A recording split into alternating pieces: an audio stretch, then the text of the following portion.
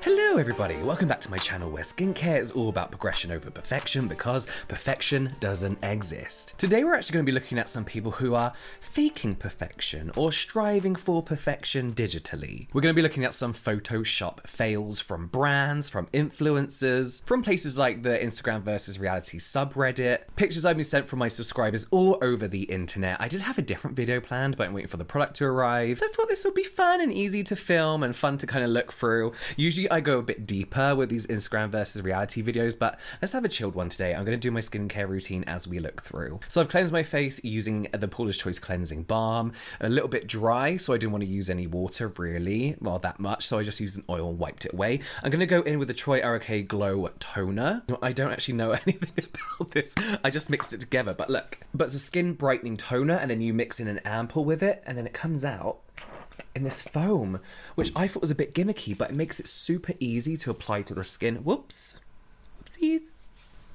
There we go. It's got this amazing smell to it that smells very refreshing. In these videos, it's usually always ladies that we talk about because there is a lot more social pressure on ladies, especially within the media, to look perfect, and then they're torn down the moment they try to strive for perfection. So we've actually got a couple of men that we're going to be looking at first of all. This is a comparison picture of a YouTuber who goes by Mr. Preda.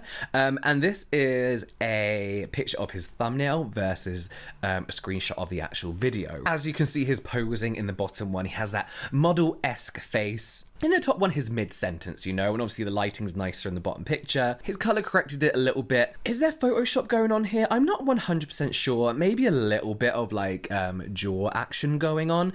But here is the thing with pictures like this, right? Let me copy. You see pictures like this on a lot of like celebrity before and after pictures. The celebrity posing versus them mid-sentence, you know, which I don't think is a fair comparison because look, when I'm talking like this, my head's slightly up. You see where my double chin's coming in here, where if I was to take a posing position, I'd purposely tilt my head down. I wouldn't talk. Compared to this, you know, it's very, very different. However, there might be a little bit of Photoshop going on here, but I personally don't have a problem with this. So this is something that I actually do. Thumbnails, to me, in my opinion, are the book covers for your videos. They are the image that needs to draw the viewer in. As he's not talking about skincare, he's not talking about his appearance, he's not selling anything to us, I'm fine with this kind of like little tweak here to, you know, he looks serious. I don't know what the video is about. You know, with my thumbnail pictures, if the video is about a skincare product or it's sponsored, I'm not retouching my thumbnails. But what I will do is this. So here's a picture of me, right? I took it a while ago. If I was to make this a thumbnail picture, what I would do, I wouldn't change anything drastically, but to make the image pop out on a phone, the thumbnail's this big and you need it to pop out, is I would change the levels, I would add highlights, and I would add shadows, and this makes the image stand out compared to others. Not necessarily make people click, but it's more obvious. It gives a picture more of a punch, which I guess is what you want. As I said, if this was a paid advert, I wouldn't be doing this. I don't think this is the worst. I mean, looking at the comparison as well, he doesn't not look like the bottom picture. Next up, I'm gonna go in with an essence, just because, as I mentioned, I am a little bit dry this morning. This is the Dr. Cerecal Vegan Kombucha Tea Essence. For me, it's just really hydrating and moisturizing, and it also makes my skin look and feel super, super smooth, so you get that little shake up. This is a good, I prefer this to the Laneige Cream Skin Refiner. It's kind of got the same kind of milky consistency. Just tap that over. Now, speaking of skincare routines, I was sent this a lot. These are screenshots from Dr. Mike's Harper's Bazaar skincare routine. I watched this. It's probably some of the only skincare content I actually kind of consume. And looking at it, I did think, wow, he has pretty much perfect skin. It does look flawless. You know, I usually watch these whilst I'm doing my skincare routine or getting ready for bed, so I'm not constantly checking for glitches. But somebody in my Instagram DMs, I'll keep you anonymous just in case, sent me these screenshots where it looks like his skin texture, tone completely changes. We have normal things going on, a bit of redness on the nose, freckles, I love freckles, I wish I had freckles, lines in the forehead, definition to the actual face as well. And then we see these pictures and his skin is completely smooth. A good kind of telltale sign that the video is filtered is if you look at the hairline, you kind of see like this oddly kind of like, what's the word? Like if you look at my hairline now, right, yes, it's receding, but you kind of see, look, you can see the texture going into the hair. This kind of looks like flat color, a line, and then hair. And whilst I'm not saying that that has been filtered, that's usually a sign that there is a filter at play. Here he puts the toothbrush in front of his face, and the texture and tones and freckles and lines all kind of come back into, like, look at his hairline here compared to the other one. You see, it's a tiny, tiny difference. Then I remembered I did a Harper's Bazaar video, and I watched this and I was like, okay, nothing's going on here, but my skin does look smooth. However, I don't think they used a filter on that. I think that was, I shoot in 4K here, but the camera that I use in the bathroom isn't 4K. It's high quality, but not 4K. And then you send it over to them and then they edit it down and they compress it, then it goes up onto YouTube. So I do feel like you lose some quality, which can add random blurs to the skin. The next product I'm going to go in with is the Skin 1004. I don't know how they want to pronounce it. This is the Madagascar Centella Tone Brightening Capsule Ampoule. I love this. This has just been making my skin look so bright and healthy and a little bit more even. I believe it's got niacinamide in as well. It's super gentle. And it's got these little capsules that kind of pop. Oh, please focus before it drips. As you put them on the skin. Obviously not plastic, but of course, as I always say, these videos aren't possible without one of the Kardashians being involved. This is, of course, Kylie. She looks amazing. She looks nice. But as we can see, there is some very, very subtle bending going on in the background of this picture. But what it looks like they kind of caught onto is how to edit their body how they want and then bend the background back into place. I notice a lot of influencers are doing this. However, once you've bent a straight line, it's never going to go back fully straight. You know? And you can see that door frame wiggling. This is from Celeb Face. And they've actually pointed out how the door frame doesn't even line up. But this is the thing. People know what to look for now when we're looking for Facetune, Photoshop. Whatever app or program is being used, people know the giveaway. So they're trying to reverse those dead telltale signs by trying to unsquiggle squiggly lines, you know? Celebface also have what I feel is quite an amazing post showing professional photo shoots of celebrities. Of course, with that comes professional makeup, lighting, and retouch shots. And you look at their skin in these professional shots and you think, literal perfection. You can see pores, you can see texture. It looks like real, very good skin. Then they've compared it to actual red carpet shots of them and you see everything. You see texture, you see tone, you see moles that they've got rid of for some reason. It looks normal because it is normal. That's what these people look like. I love retouching as an art form. I really, really do. Of course, I studied this. I'm an editorial and advertising photography graduate.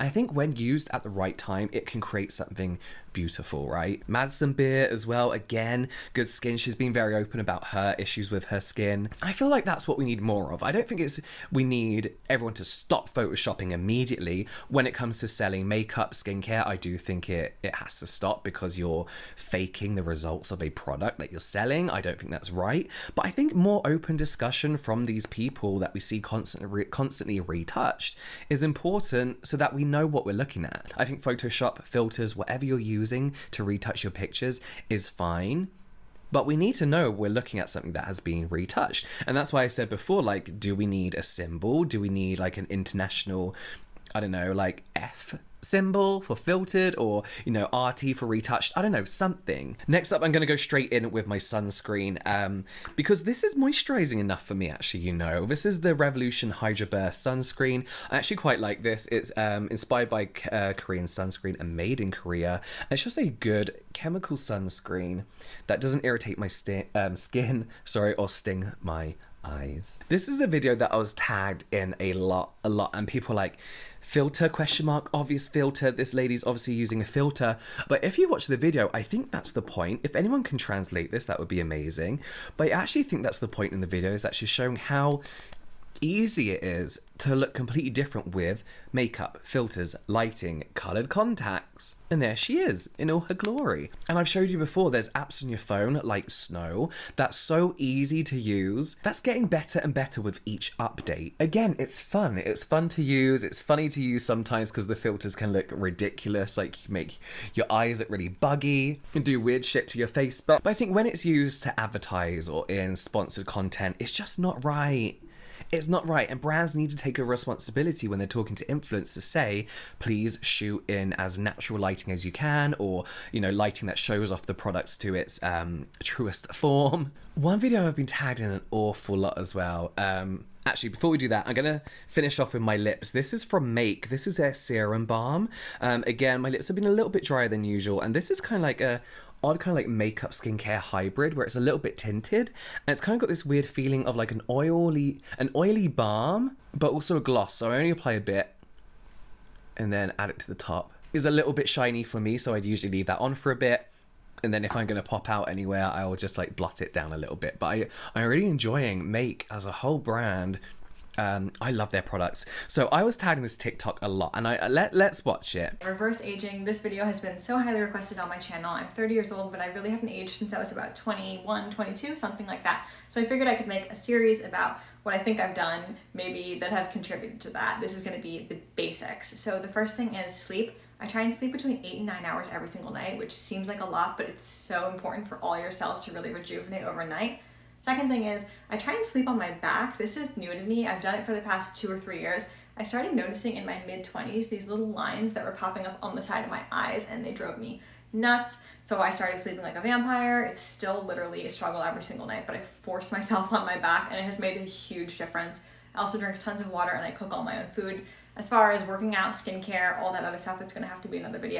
So of course, living a healthy lifestyle, all that kind of stuff is going to help with your skin. Sleeping on your back, absolutely. I can't do it because I have nightmares and sleep paralysis, and I don't want to see a demon at the end of my bed every night, you know? She looks great. Like she says, she still looks like she's in her early 20s, so she's doing something right, but to be honest with you, I put it down to genetics and a filter on her skin.